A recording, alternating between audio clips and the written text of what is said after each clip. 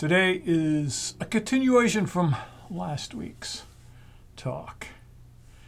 What I'd like to talk about is the shape of your sound, the shape of you. I've got a couple of really great quotes here. I want to start out with one by the educator, philosopher Marshall McLuhan, who wrote, "We shape our tools, and thereafter our tools shape us." Think about that. We shape our tools, and thereafter our tools shape us. What are all these instruments in front of me, behind me, surrounding me? They are tools. They're the tools of my trade as a musician. They are tools. And I work with them, and I shape the sounds that come out of them, and ultimately those sounds shape me. They make me who I am.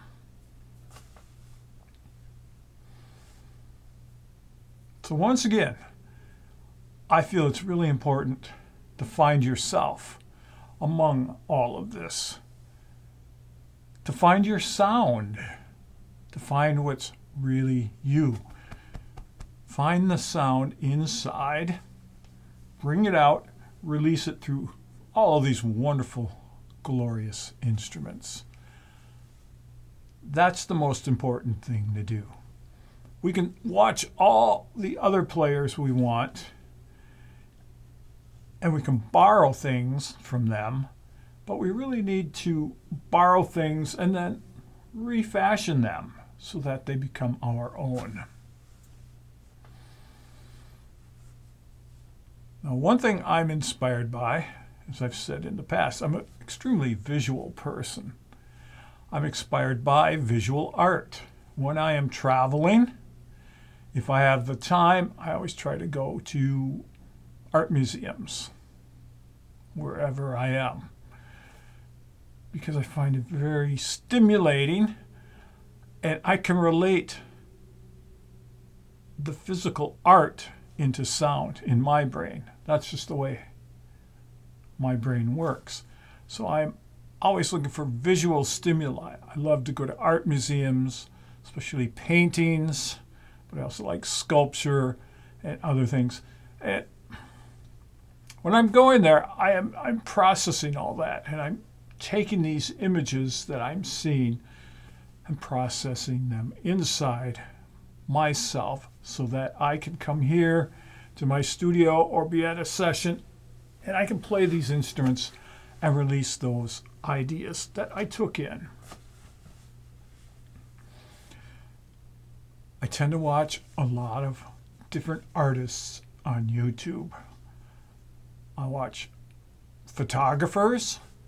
I do some photography myself, so I enjoy learning more about how to be a better photographer, but also I really enjoy to learn how photographers see everything. And it has opened me up as far as seeing the sound in a different way, hearing sound in a different way. Because again, as a visual person, I can transfer these ideas of seeing, looking, into listening, hearing, and ultimately playing the sounds and creating my own sort of unique sound space. Another thing I like to watch are videos, especially documentaries and interviews on painters.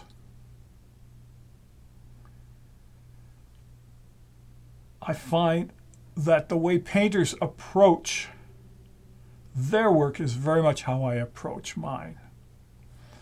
They're putting paint on canvas with a brush.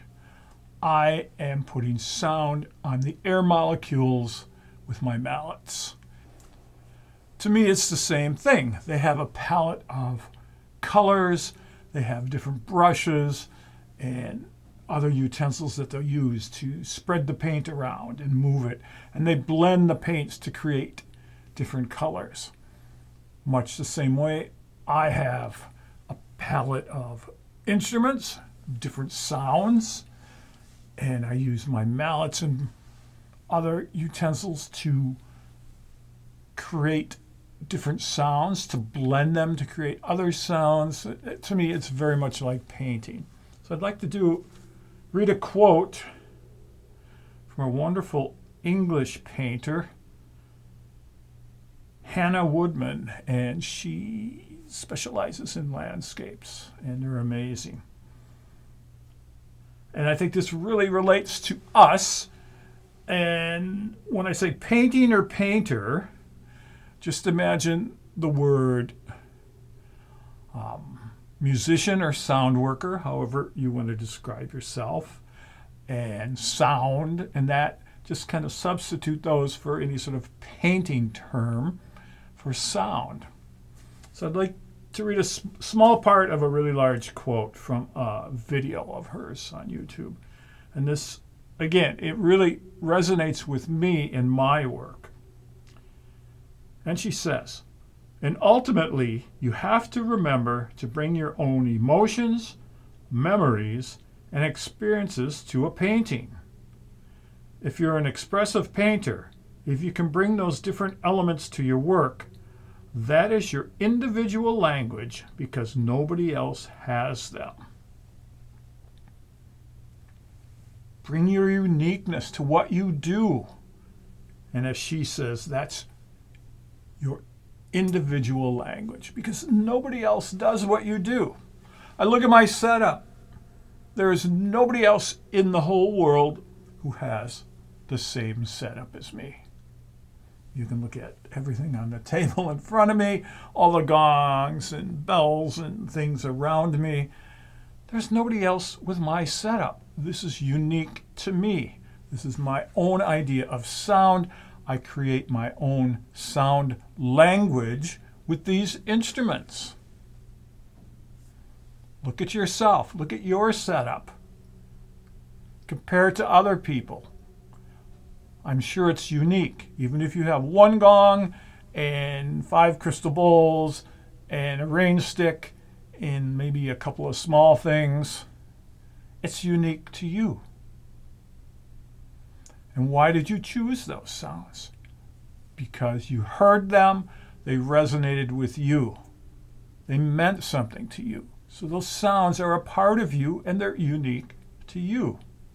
All of these instruments I've chosen because they resonate with me. They did something right in here. They made me feel something. So that's really important. You have to, at least I think, you have to strive to find yourself and find your own language with these instruments. Now you can study with people, you can go to weekend or week-long workshops, you can watch 1,000 videos on YouTube, all this stuff. But I think it's important to develop your own sound language. That's unique. Just like you're speaking, nobody speaks like you. Nobody has your voice. Nobody has the inflections of the words you say. Nobody chooses the words that you say. Nobody expresses whether they use a lot of hand language like I tend to do, a lot of movement, body movements, body language, and that. It's unique to each of us. So I want to encourage all of you to find your own language. Find yourself. Find your uniqueness. That's what I want to hear. I don't want to hear somebody trying to be somebody else. I don't want to hear somebody copying. Like you go see a tribute band and they're trying to copy and mimic whatever band that they're influenced by. Well, it's not the band. It's always going to be a copy, no matter how good they are. They're not the original band.